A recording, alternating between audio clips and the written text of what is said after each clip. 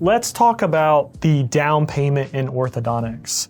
I'm gonna draw, just for visualization, a slider. Now, I don't mean present treatment with the slider. What I wanna show is that in the industry, there's an average down payment.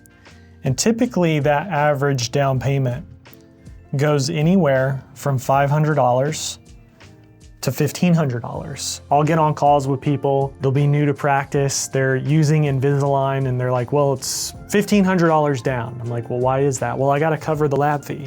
It's like, okay, but $1,500, that's kind of a lot of money, even to people like me and Dr. Carter, who's on the call. Then I'll talk to some people and it's like, well, you know, we're not that bad.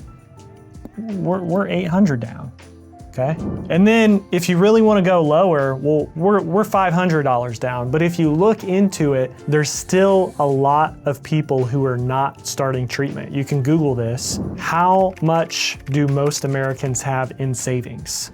It's going to be $0. Okay. So if most Americans have $0, what's going to be the easiest barrier of entry? Probably not going to be $1,500. So what I want to talk about today is actually the sweet spot. The sweet spot is somewhere in here. And Dr. Carter Thomas is on the call. Dr. Carter, where were you guys in this range before working with HIP? Before HIP, we were like 750, and occasionally the TCs with their discretion would go no lower than 600. Okay. But it's usually in the sevens. Okay, and how was that working for you guys? I mean, we grew a little bit over the years, but it was kind of frustrating. We didn't knock it out of the park with growth. We just grew a little bit because I came in and we just added more capacity in another location, but it wasn't real attractive growth. So it wasn't explosive? No, it wasn't explosive. Okay. And then we started working together. You came to Fishbine Fundamentals. What'd you guys see and take back and implement? Loaded question. As it pertains to this slider, we restructured the way we did all our payments, and we went 300 down, 179 a month after going to Fishbine, and that was also y'all's recommendation before we even went to Fishbine. Experienced explosive growth, I'd say.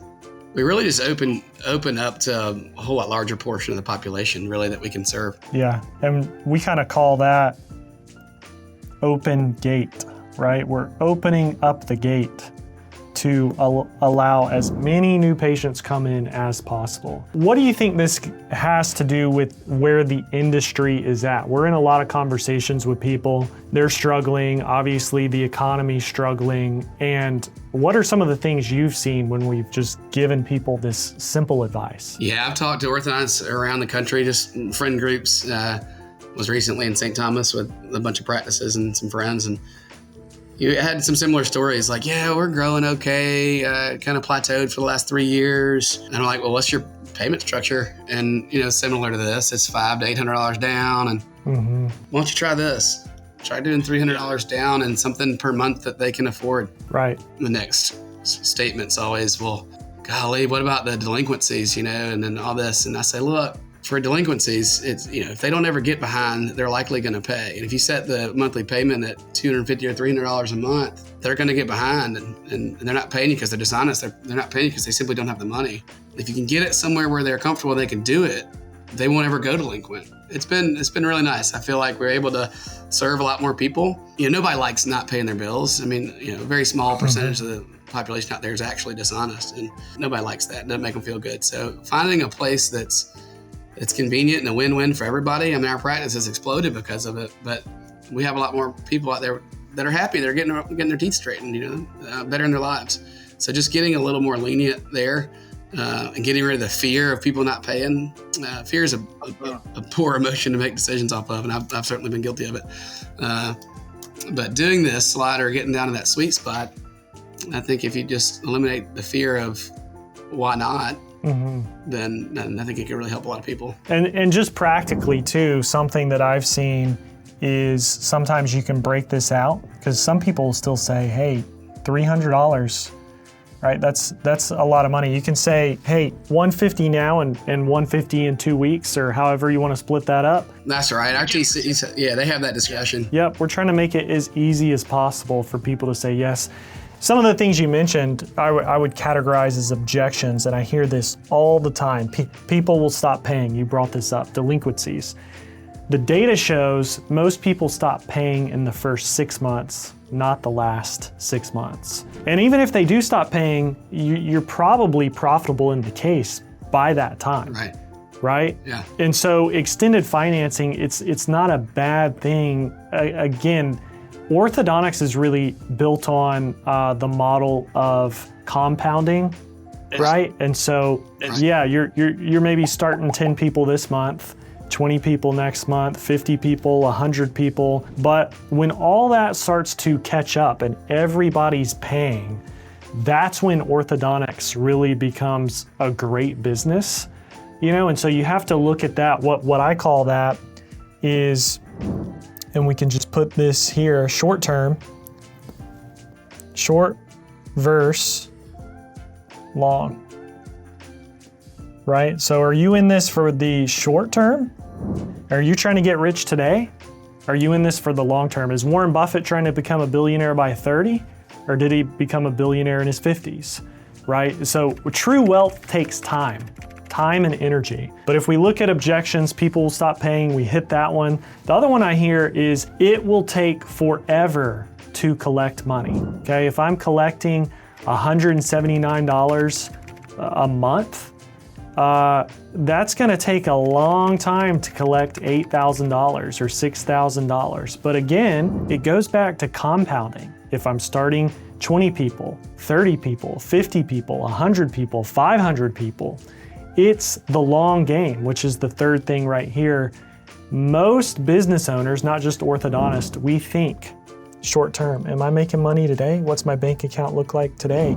How much money am I gonna make today, this year?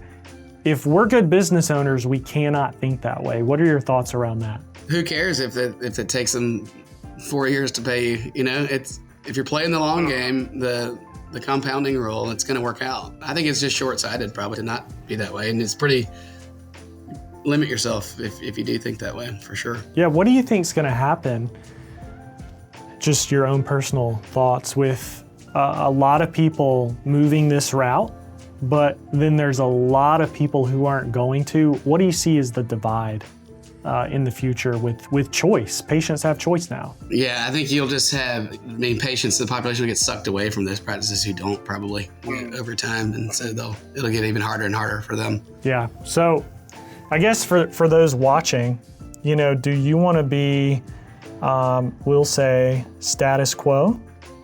And you could probably be your average, what they say with inflation now, this number's changed, $1.5, $1.7 million practice. But I believe over time, due to what we're talking about, this is gonna go down, right? And be even harder to be satisfied, yeah. Yeah, potentially, I don't know how to draw a bomb, but you know, let's just say it implodes, okay? There's an implosion. Orthodontics, sadly, is a commodity. You know, like we go on Amazon and we have our choices. People go to the internet, Google, they have choices now. And we look at this as the easy grower. The easy grower is going to adapt and change. And so we may have to adapt new systems, processes, things that make us uncomfortable. But guess what you're gonna do? You're gonna grow. So I guess my question to those watching, and maybe yours too, is who do you want to be? Do you want to be status quo, or do you want to be the easy grower?